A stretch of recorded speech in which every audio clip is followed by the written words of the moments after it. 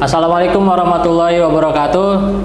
Sahabat tribunbekasi.com, sahabat Warta Kota Network dan juga sahabat Tribuners. Pada kesempatan kali ini saya Muhammad Azam sebagai jurnalis tribunbekasi.com, Warta Kota Network, berkesempatan wawancara secara khusus dengan Ketua DPD Partai Nasdem Kabupaten Karawang, Kang Dian Fahrudzaman. Gimana nih Kang kabarnya nih? Alhamdulillah Kang Ajam sehat. Alhamdulillah sehat. Kita sebelumnya itu sempat sama ya podcast juga, wawancara bersama Kang Dian sebelum pemilu ya, sebelum lama pemilu juga sempat dibahas, ada di YouTube di channel Warta Kota juga, dan hostnya itu Mas Suprapto ya dari manajer Warta Kota. Nah ini sempat otomatis nanti akan kebahas juga itu ya, apa yang dibahas ketika sebelum pemilu sama sekarang ini yang pasca pemilu, yang memang sahabat Tribun Bekasi dan juga Warta Kota Network, Partai Nasdem di Kabupaten Karawang ini meraih 7 kursi DPRD Kabupaten Karawang pada Pileg 2024 atau pemilu 2024 ini. Dan ini tentunya kan nggak mudah ya, tahun pemilu sebelumnya itu dua kursi ya kan.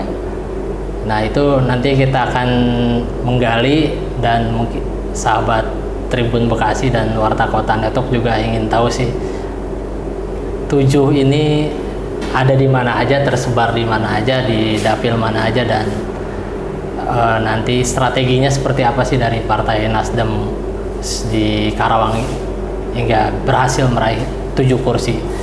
Mungkin dari pertama ini kan udah rame lah pemberitaan soal peningkatan suara Partai Nasdem di Karawang yang dari 2 kursi ya jadi 7 kursi. Nah ini bisa dijelaskan kan tersebarnya di mana aja nih 7 kursi ini kita?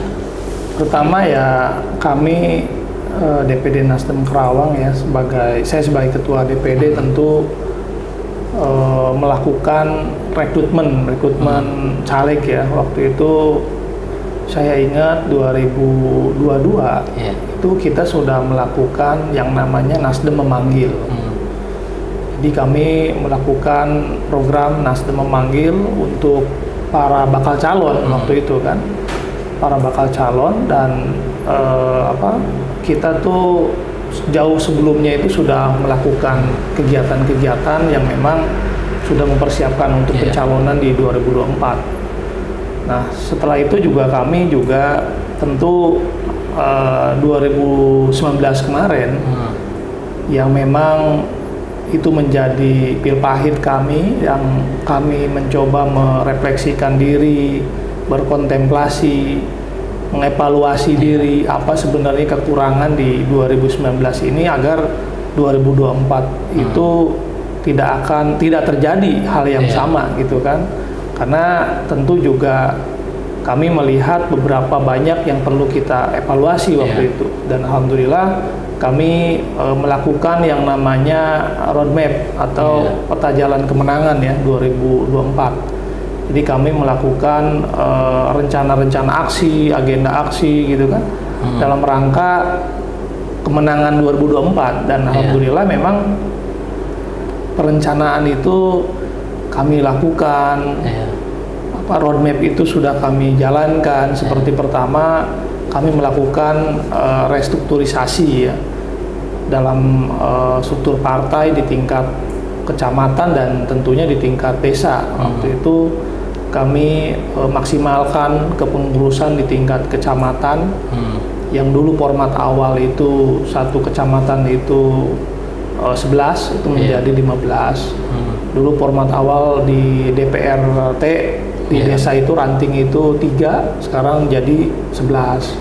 Setelah itu kami juga bahkan tidak cukup sampai tingkat desa ya. Waktu itu kami lakukan konsolidasi tiap bulan.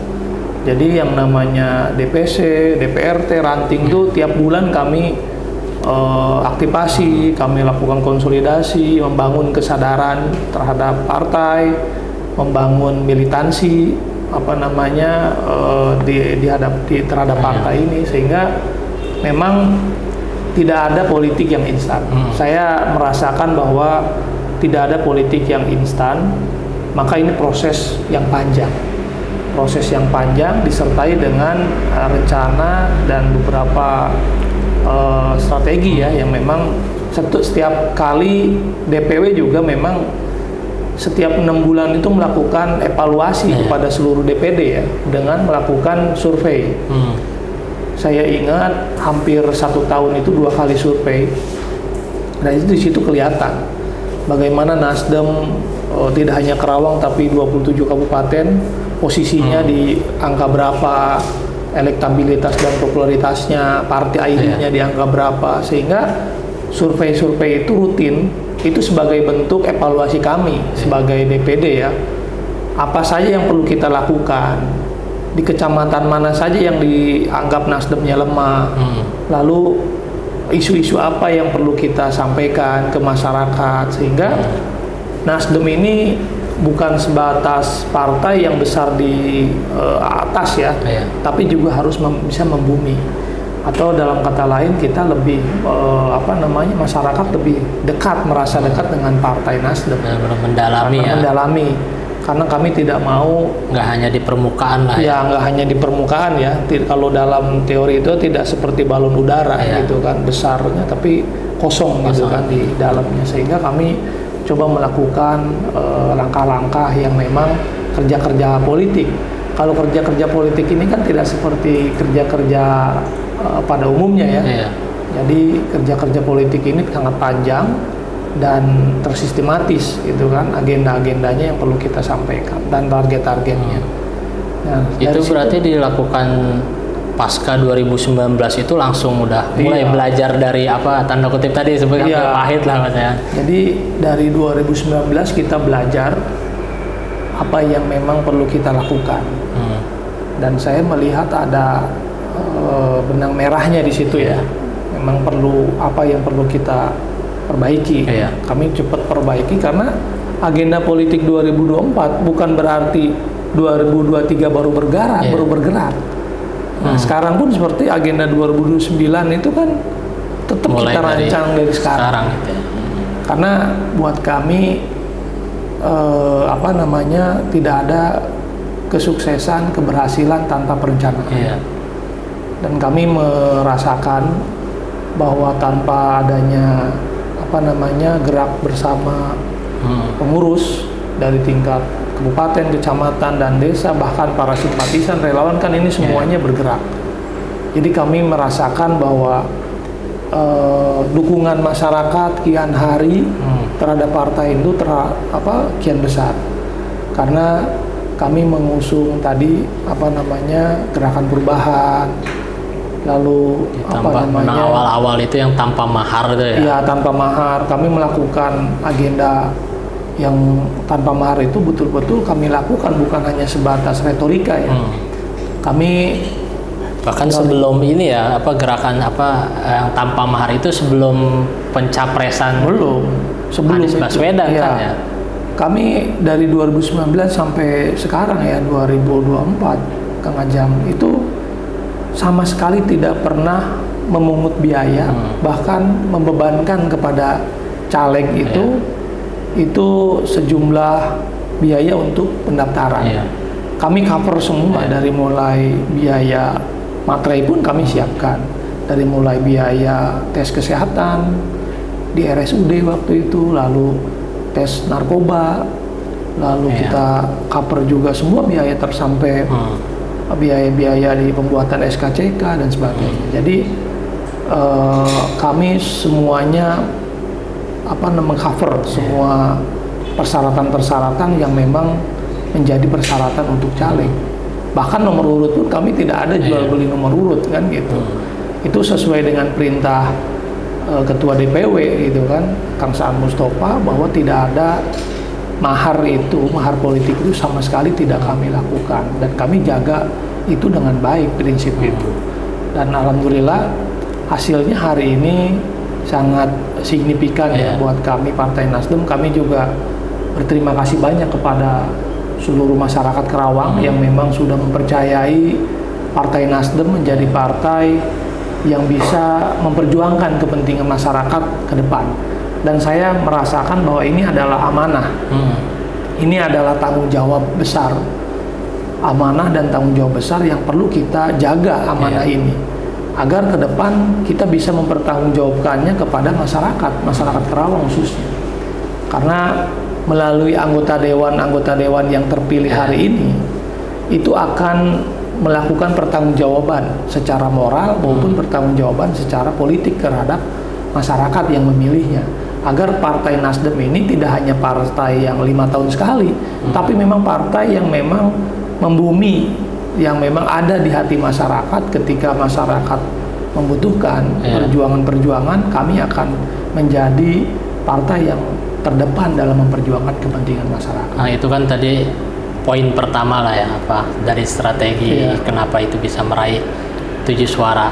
Itu ada langkah atau berikutnya apa? Poin keduanya ini apa? Itu kan poin pertama itu berarti struktur ya, mulai dari tingkat kecamatan hingga desa ya, kelurahan diperkuat. Nah, poin keduanya apa untuk apa tentu strategi berikutnya lah? Dalam kontestasi pemilu yang kemarin sudah kita hadapi, yang menjadi poin kedua itu kan juga caleg-caleg yang komposisi caleg yang memiliki kompetensi dan memang mereka ini para pejuang, petarung ibaratnya, bahwa mereka selain juga memiliki kapabilitas mereka juga cukup untuk kita calonkan. Seperti misalnya punya modal sosial di masyarakatnya tinggi, bagus gitu kan. Terus juga modal politiknya juga dengan kita baik.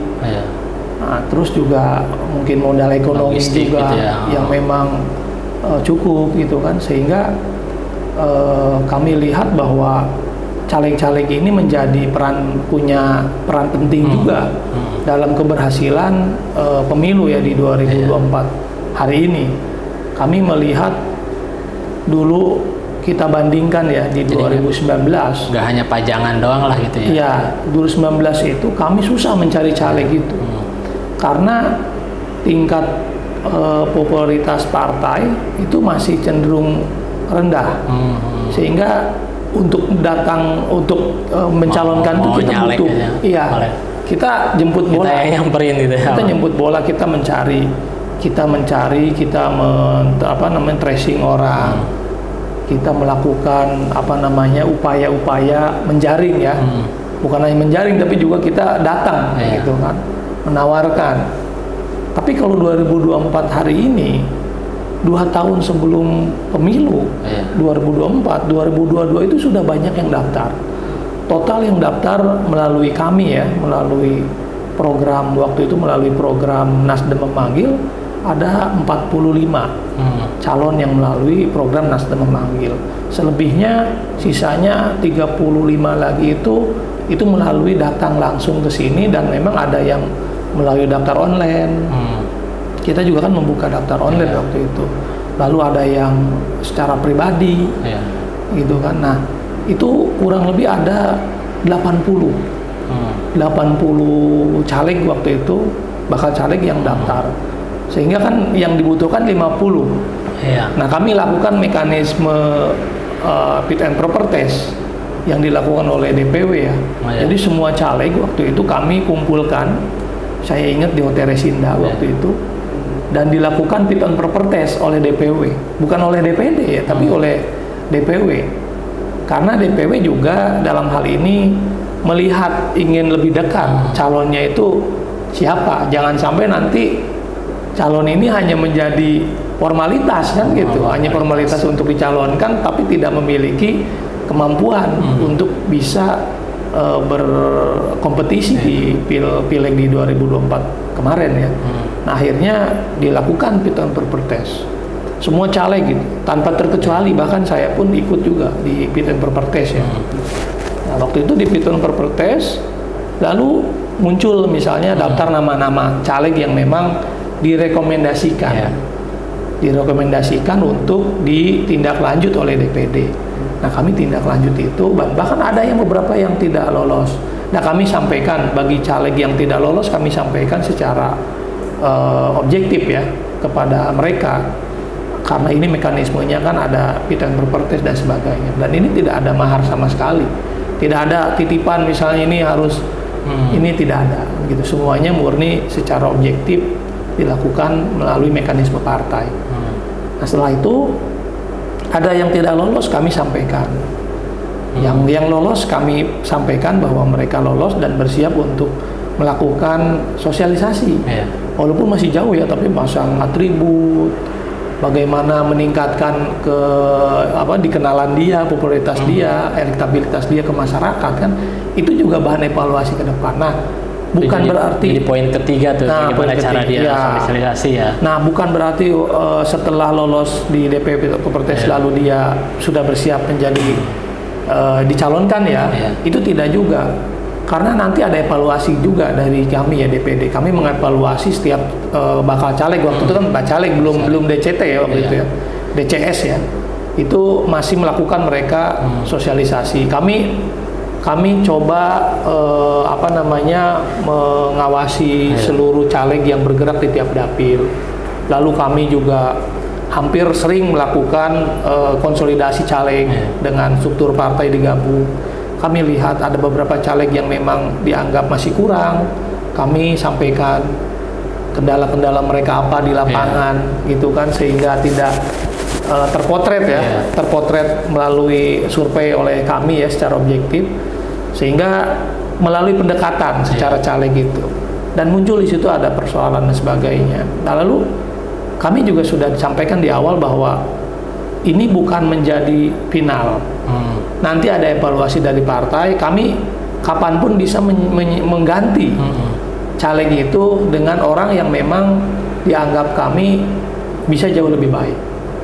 Nah, terbukti kan kemarin ada beberapa caleg yang memang daftar di DCS ya waktu itu di 2 dapil, di dapil 2 dengan dapil 3. Itu kan yang satu itu caleg dari partai PKB, anggota dewan yang masih aktif kan waktu itu. Lalu yang kedua di dapil 3 ya, dapil 3. Mereka masuk sama-sama di DCS waktu itu. Nah, akhirnya masuk. Nah, terus menggantikan caleg yang menurut kami evaluasi kami tidak terpotret gitu kan, sehingga itu harus kami gantikan. Nah, hari ini komposisi caleg itu menjadi hal yang penting. Pertama, selain juga struktur partai yang memang menjadi tulang punggung ya, tulang punggungnya partai. Lalu juga yang kedua, caleg yang memang memiliki kapasitas dan kapabilitas gitu kan untuk mengikuti kontestasi pemilu. Nah, menurut kami sih 2 itu di internal kami yang memang kami lakukan, kita optimalkan itu. Artinya tiap dapil ini caleg petarung semua lah isinya gitu ya. Betul. Memang nggak hanya formalitas dia daftar toh sebagai caleg, ada aja di DCT gitu di daftar caleg, cuman memang di komposisinya ini memang para caleg-caleg yang petarung dan siap dalam berkompetisi. Nah, itu tadi bicara itu tadi soal balik lagi ke komposisi caleg ini kan otomatis kemarin faktornya karena popularitas yang masih kurang sehingga sampai jemput bola soal pendaftaran caleg. Kalau sekarang kan lebih terbuka dan malah datang sendiri lah banyak.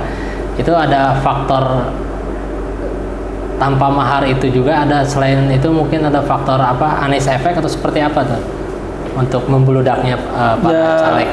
Tadi seperti pemilu 2024 ini kan banyak faktor yang memang menurut saya menguntungkan partai juga ya, di Nasdem di Karawang. Tapi memang kalau kita lihat faktor pilpresnya juga tidak juga, karena di sini di Karawang pilpresnya pasangan kami kalah telak malah kan gitu.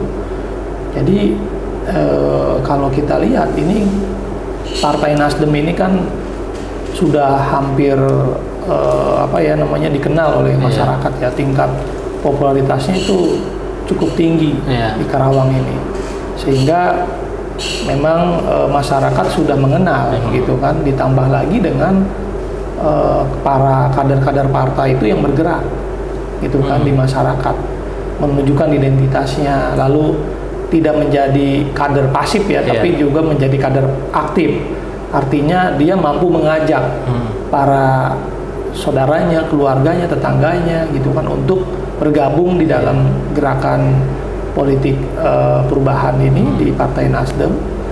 Nah, jadi memang apa namanya, menurut kami ya, melihat bahwa Partai Nasdem hari ini sudah dikenal oleh masyarakat, lalu juga tidak hanya dikenal tapi juga masyarakat merasakan ya kehadiran Partai Nasdem di tengah-tengah masyarakat, karena kami tidak pernah abstain dalam melakukan agenda-agenda sapa warga gitu kan, bahkan hampir sering kami lakukan setiap bulan ya, apa namanya, menyapa masyarakat dengan terjun langsung, lalu agenda-agenda sosialnya juga kami terjun langsung ke masyarakat. Nah ini mungkin dirasakan bahwa Partai Nasdem itu partai yang memang cukup populis itu kan di kalangan masyarakat. Nah kami pertahankan itu ke depan, tentu juga bukan berarti apa namanya, hasil pemilu hari ini menjadi apa namanya, tujuan utama, tapi melainkan ini baru dimulai gitu kan. Kami akan lakukan optimalisasi kembali gitu kan, supaya agenda-agenda politik ke depan di Kabupaten Karawang ini tidak hanya menjadi, Nasdem hari ini tidak menjadi kekuatan politik ya, kekuatan politik baru ya di Karawang. Karena kalau kita lihat kan kekuatan politik baru Karawang ini kan sedang menjadi pusat perhatian ya, misalnya di Karawang ini, karena dari 2 jadi 7 misalnya kan, bukan tanpa sebab, tapi juga tadi kami sampaikan proses-proses itu tadi ya, proses-prosesnya sangat panjang, proses-prosesnya sangat panjang, dan memang kerja-kerja politiknya tidak ada yang instan. Caleg-caleg kami yang memang kompetitif itu di setiap dapil, kayak di dapil 5 kami memperoleh suara 46.000. 46.000 itu menjadi 2 kursi. Di situ ada mantan Kadisdik Karawang, ada Pak Haji Asep Junaidi yang perolehan suaranya di Nasdem terbesar ya. Itu di angka 12.500-an. Sana juga ada Haji Erik gitu kan, apa namanya, anak muda yang pengusaha muda juga di sana. Jadi di dapil 5 ini menjadi dapil yang sangat prestisius ya, mendapat perolehan 2 kursi gitu. Dan kami juga sebenarnya memiliki potensi di dapil 6 gitu kan, untuk mendapatkan 2 kursi itu, tapi karena memang apa namanya belum maksimal, jadi kami juga tidak bisa menjadi kursi 2 kursi di dapil 6 ini. Itu tadi Ketua balik lagi ke soal pencapresan Anies Baswedan sebagai calon presiden dari Partai Nasdem.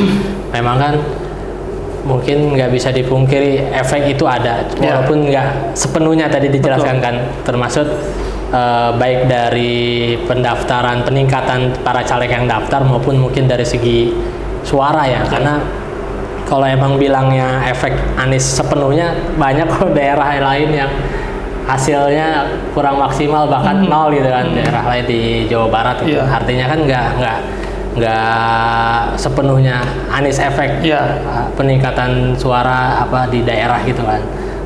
Termasuk khususnya di Karawang ini yang 7 kursi, walaupun memang ada. Untuk itu yang 7 dapil, yang 7 kursi itu di dapil mana aja, berarti hampir setiap dapil aja? Di setiap dapil terisi ya. Dapil 1 di dapil kota ini itu kita peringkat ke-5 dari apa namanya 9 kursi ya. Kita kursi ke-5. Jadi Nasdem ini di 7 kursi di 6 dapil ini bukan peringkat yang terakhir gitu kan. Jadi kita memiliki kursi penuh gitu kan, suara penuh. Bahkan dapil 2 itu kita pemenang dengan raihan suara total itu 33.300 di dapil 2. Jadi tiap Gitu kan. dapil ini bukan urutan terakhir lah Bukan, bahasanya ya. jauh. Di dapil 2 kami pemenang. Bahkan itu 1 lebih 2 kurang gitu. Untuk dapat 2 kursi kita kurang. Iya. Tapi satu sebenarnya kelebihan itu. gitu kan. Ada kursi sisa suaranya tidak jadi kursi. Tapi sisa suaranya sangat besar gitu kan, di angka 13 ribuan sisa suaranya. Sisa pembagi bilangan tiganya gitu. Nah, lalu di dapil 3 kita dapat kursi juga dengan di situ peringkat ke-5 juga keempat keempat di situ dari 7 kursi. Jadi kita dapat peringkat kursinya keempat. Lalu di dapil 4 gitu kan kami juga dapat kursi ke-5 dari 7. Dapil 5 itu kita kursi pertama dengan jumlah suara 46.000. Jadi kita dapat suara pertama, kursi pertama dengan kursi ke-9. Jadi kursi pertama diraih oleh Pak Haji Asep Junaidi itu. Yang terakhir kursi ke-9-nya itu ke Haji Erik. Dapil 6 kita juga dapat kursi ke-4 dari 11. Mulyadi ya? Ya, dengan raihan oleh kakak Mulyadi ya gitu. Jadi memang 6 dapil ini kita ini di posisi yang sangat aman gitu. Kursi-kursinya bukan kursi terakhir gitu kan, bukan kursi kursi terakhir gitu. Sehingga kalau kita lihat ya hasil KPU kemarin itu kan kita dapat suara total 183.300. Jadi kalau kita lihat raihan suara atau electoral thresholdnya itu kita di peringkat kedua setelah Gerindra. Secara elektoral, secara suara itu suara partai kedua. Suara partai itu kedua, ranking kedua. Ranking kedua suara partai. Itu kan setelah Gerindra. Karena Gerindra kan 200.000 lebih ya. 200.000 lebih dan Nasdemnya itu di angka 183.300 dan yang ketiga itu Demokrat. Kalau kursi kalah Demokrat. Kalau kursi kami kalah dengan Demokrat ya, karena 8 Demokrat.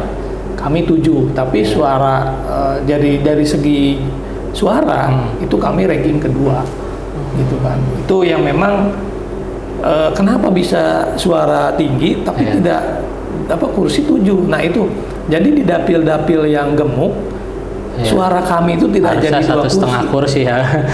Kalau harusnya kan? 1,5 lebih itu deh, satu kursi lebih. Jadi ada di dapil 6 dengan dapil 2. Itu kan kami tidak dapat kursi di situ. Sementara suara di dapil 1 ranking pertama, suara tertinggi 33.300. Jadi tidak bisa dapat kursi itu kan. Di dapil 6 juga sama. Satu kursinya lebihnya ada 13 ribuan lebih suaranya kan. Jadi tidak dapat kursi juga. Karena kursi terakhir di dapil 6 itu kalau tidak salah di angka 14.000. Itu 12 ya. Itu kan. Jadi di angka 14 ribuan ya. Kami untuk itunya masih kurang gitu kan untuk dapat 2 kursinya. Sehingga kursinya kami 7 tapi raihan suara elektoralnya itu tinggi. Tuh ini kan kalau secara suara partai nomor 2 dan jumlah kursi nomor 3, artinya kan komposisi di DPRD Kabupaten Karawang ini kan megang wakil ketua ya. Insya Allah. Artinya apa sih yang ingin diberikan sama masyarakat, program apa yang akan dijalankan oleh para anggota Dewan dari Partai Nasdem, terlebih kan ada wakil ketua lah di situ ya. Ya tentu ini tadi yang saya sampaikan ini adalah amanah. Ini adalah mandat dari masyarakat Karawang ya khususnya yang memang harus kami jaga. Mandat ini dan amanah ini melalui anggota dewan yang memang sudah terpilih. Nah, ke depan dengan 7 kursi ini itu kami harus memastikan seluruh anggota dewan yang terpilih hari ini untuk bisa bergerak, menyampaikan, menyuarakan, membantu, bahkan tadi ada pertanggungjawaban moral dan pertanggungjawaban politik terhadap konstituennya di dalam tiap dapil, sehingga masyarakat itu merasa memiliki anggota dewan. Jadi anggota dewan yang dia pilih kemarin, hal-hal yang dijanjikan pada saat kampanye harus ditunaikan gitu ya. Tentu juga janji-janji politik itu kan tentu menjadi hal yang harus dia realisasikan kan. Selain itu juga yang paling penting kan bahwa masyarakat merasa memiliki anggota dewan. Karena penting buat kita, jangan sampai masyarakat ini memilih tapi tidak merasa memiliki. Memilih di dalam TPS, lalu setelah itu dia tidak merasa memiliki anggota dewan yang sudah dia pilih. Kenapa? Karena anggota dewannya tidak merasa memiliki masyarakat.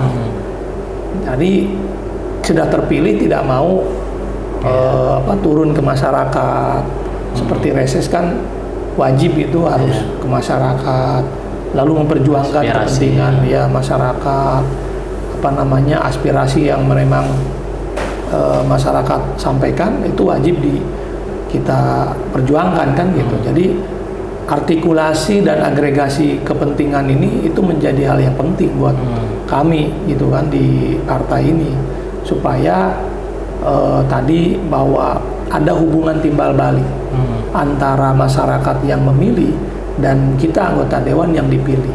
Karena tentu semua anggota dewan khususnya di Partai Nasdem itu kan terpilih jadinya itu karena mandat, karena pilihan masyarakat gitu kan. Nah itu yang perlu kami sampaikan kepada anggota dewan yang hari ini terpilih.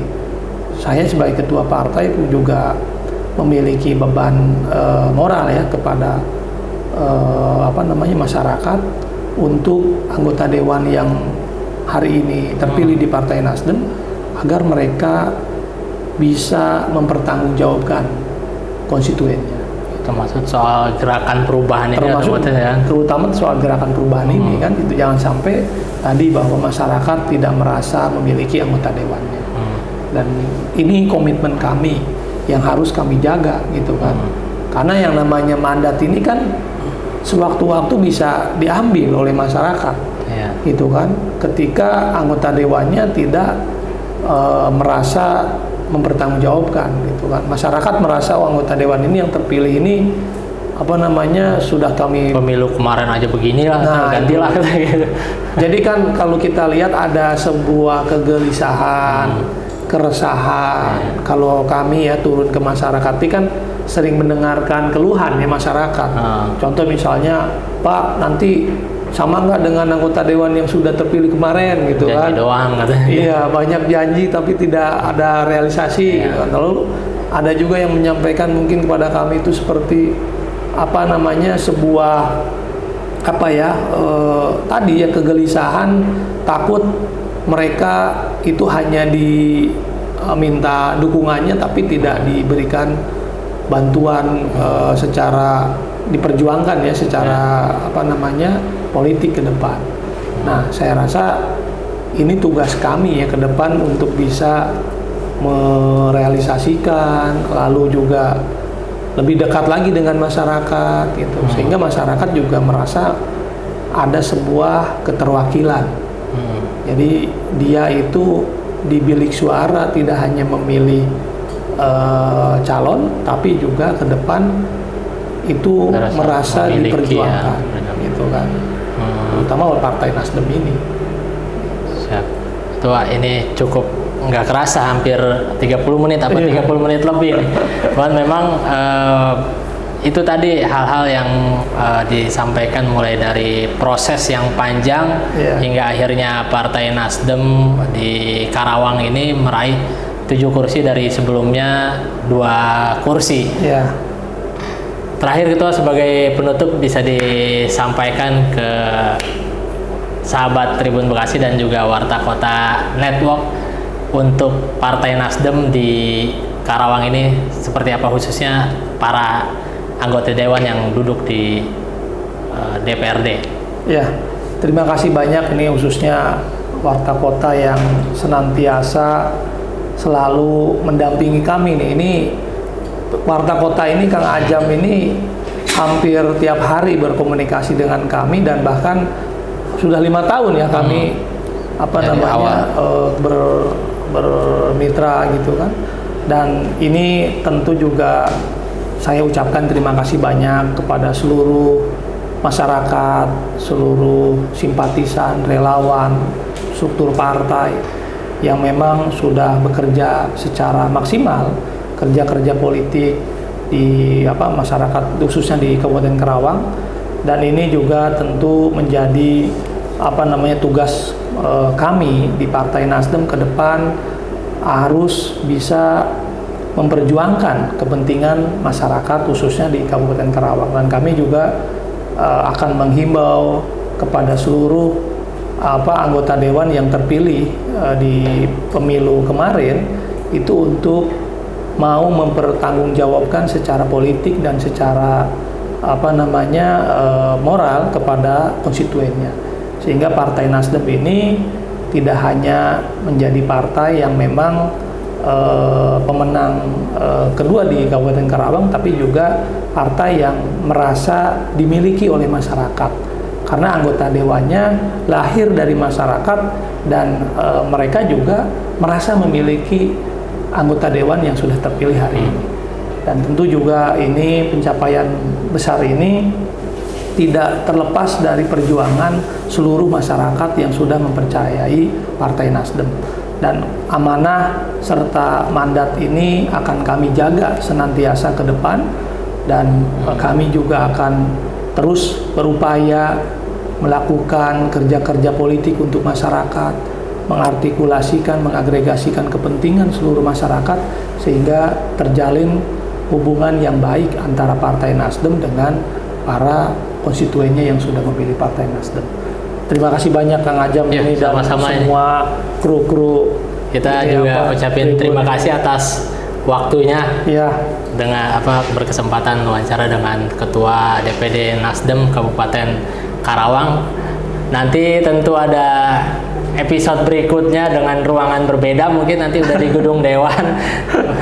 Baik, sahabat tribunbekasi.com dan juga sahabat Warta Kota Network dan Tribuners, itu tadi wawancara eksklusif kita bersama Ketua DPD Partai Nasdem Kabupaten Karawang, Kang Dian Fahrud Zaman. Terima kasih. Assalamualaikum warahmatullahi wabarakatuh. Waalaikumsalam warahmatullahi wabarakatuh. Jangan lupa subscribe ya.